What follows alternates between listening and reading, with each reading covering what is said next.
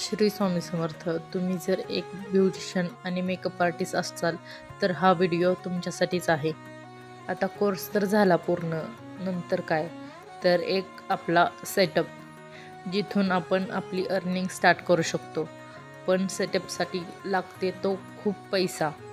पण मी ही series start केली आहे ते बजेटमध्ये ब्युटी पार्लर ओपन करणं आता एकदम सोपं झाले. तुम्हाला विश्वास पण नाही बसणार एवढ्या कमी किमतीत मी माझं ब्युटी पार्लर स्टार्ट केलं आहे.